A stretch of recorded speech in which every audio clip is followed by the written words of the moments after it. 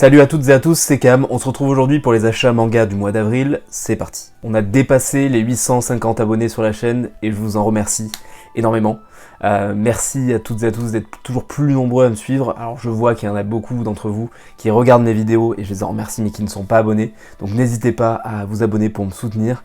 Et surtout on a un objectif, c'est d'ici la fin du mois de juin, d'atteindre les 1000 abonnés. On n'est plus qu'à moins de 150 abonnés de l'objectif. Donc n'hésitez pas vraiment à me donner de la force, ça me ferait vraiment plaisir. On commence comme d'habitude avec l'éditeur pour lequel j'ai acheté le moins de mangas jusqu'à celui pour lequel j'ai acheté le plus de mangas.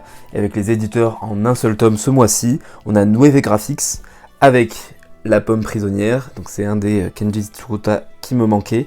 Et j'ai bien apprécié ma lecture, je vous ferai un petit retour en tier list lecture. C'est assez spécial comme lecture, déjà c'est pas à mettre entre toutes les mains puisque c'est assez érotique pour le coup, c'est beaucoup de l'art sur le nu du coup, et c'est beaucoup le style de Kenji Tsuruta justement, mais c'était quand même assez intéressant comme œuvre, et puis j'adore le style de dessin de Kenji Tsuruta, c'est vraiment un très très bon dessinateur, donc voilà, je vous ferai un retour plus complet sur ce titre. Ensuite, chez Mangetsu, on a le fameux et énigmatique Bibliomania. Je vous ferai un retour aussi, je pense peut-être que je le relirai d'ici là parce que il y a des passages où je me suis un petit peu perdu, mais voilà, en tout cas l'édition est superbe, avec cette tranche, avec ce relief sur la couverture. Franchement j'aime beaucoup cette édition, bon un petit peu cher mais après il y a quand même du travail, donc voilà, quand même un très bel achat, un très bel objet. Ensuite chez Vega Dupuis on a un tome aussi, le tome 7 de Genesis. Vous savez ô combien j'aime cette série et ô combien c'est toujours aussi bien avec ce 7ème tome. Franchement Genesis, n'hésitez pas, foncez, c'est vraiment une super série. Et on finit en un tome avec chez Kurokawa, Soul Eater, le tome 2. Alors je me tâte pour Soul Eater à attendre un petit peu avant de continuer ma lecture. J'avais lu le tome 1, j'avais bien aimé, je l'avais lu justement pour voir si j'accrochais et si j'investissais dans cette édition qui est quand même pas à donner, même si c'est une très belle édition.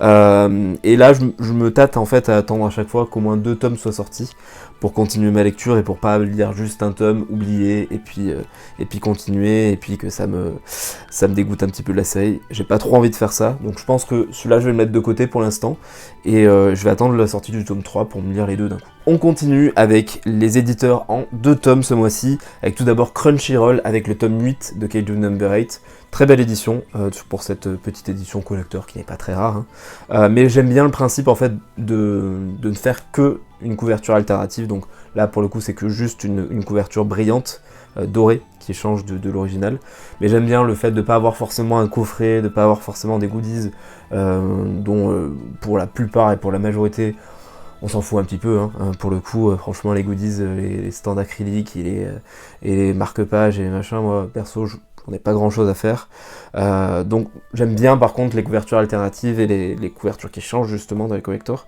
Donc justement un petit collector où il y a juste ça, moi ça me va très bien, et vous le voyez avec mon deuxième achat, le tome 12 de Chainsaw Man, j'ai pas acheté le collector parce que c'est un coffret avec je sais même pas quoi dedans, il y a une couverture alternative mais j'ai pas envie d'acheter le coffret, donc j'ai acheté juste le tome normal, et je vous en parlerai parce que je l'ai lu. Et ça fait plaisir de retrouver Chainsaw Man. Toujours en 2 tomes, chez Le Lézard Noir, j'ai enfin craqué pour Vampire, tome 1 et tome 2. Hop, on cache là. Donc Vampire, ça va nous parler de Vampire.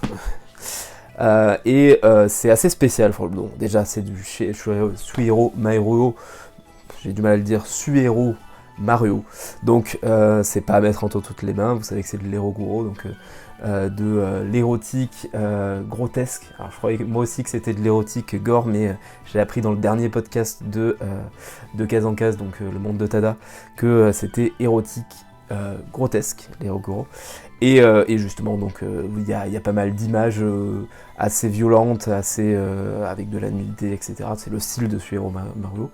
Et Vampire, je pense qu'il faut que je refasse ma lecture, parce que y a des choses que j'ai manquées, je pense. J'ai beaucoup aimé le manga, mais parfois je me suis un petit peu perdu dans ces 2 tomes. Je les ai lus peut-être un petit peu vite, je me suis pas assez concentré, et je pense que c'est une lecture où il faut profiter de chaque page, faut pas lire comme ça. Moi j'ai tendance des fois à lire un petit peu vite et ça me fait oublier certains éléments. Je pense qu'avec ce manga, avec d'autres mangas ça passe, avec un Kaiju Number 8 ou quoi que ce soit, je pense ça passe sans problème. Avec Vampire, faut pas.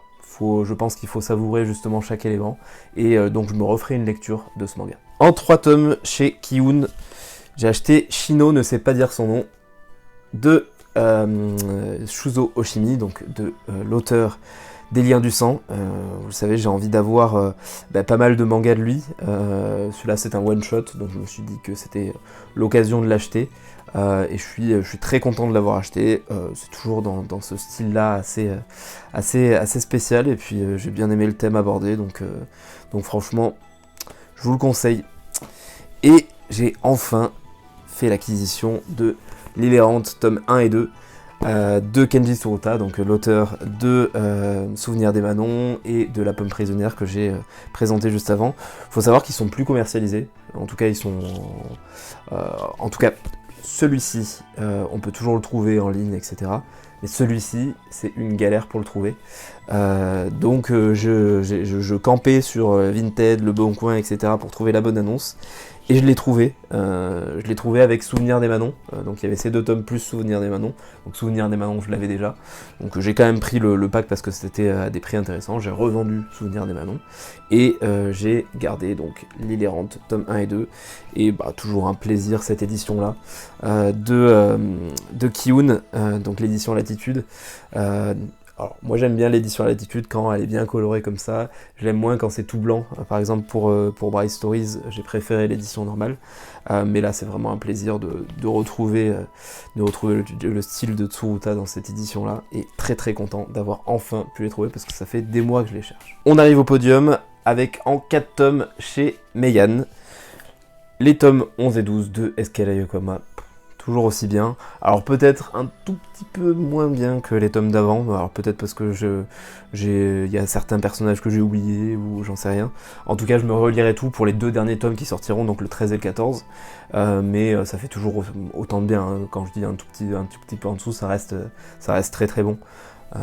Voilà, on en parlera un petit peu plus dans la tier list lecture. Et vous savez, mon top 1. Kingdom, les tomes 65 et 66, c'est toujours bon de rentrer dans un mois où on sait que 2 tomes de Kingdom vont sortir, on sait que ça va être un bon mois, donc ouais, c'est toujours aussi excellent, aussi agaçant de régularité. Franchement, je connais aucun manga qui est aussi régulier sur autant de tomes. C'est juste incroyable. En 2e place, avec 10 tomes, on a Delcourt Tonkam, avec tout d'abord, Ascension, 4 premiers tomes.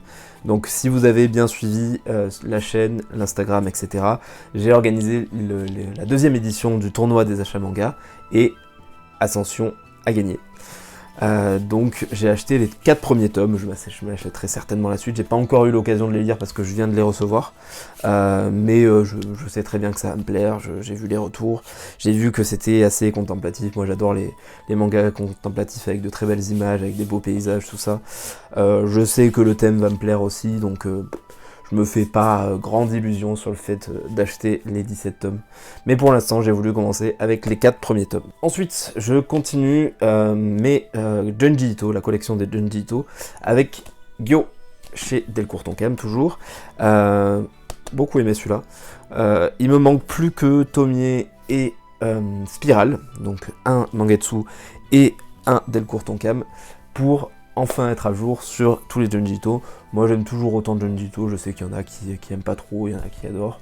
Voilà, je pense que c'est un style à part, moi j'aime bien son style. Certes, ça peut paraître un petit peu répétitif des fois dans les histoires, dans la tournure que ça prend, etc.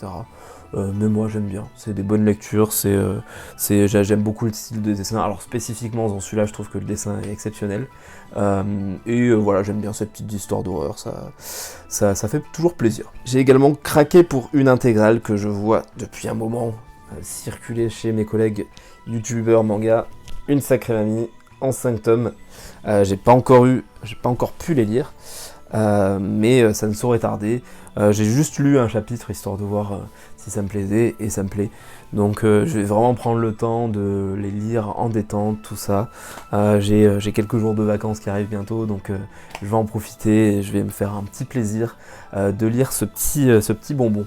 Et en première place, c'est Glénat ce mois-ci, avec un seul et même auteur, pour 21 tomes.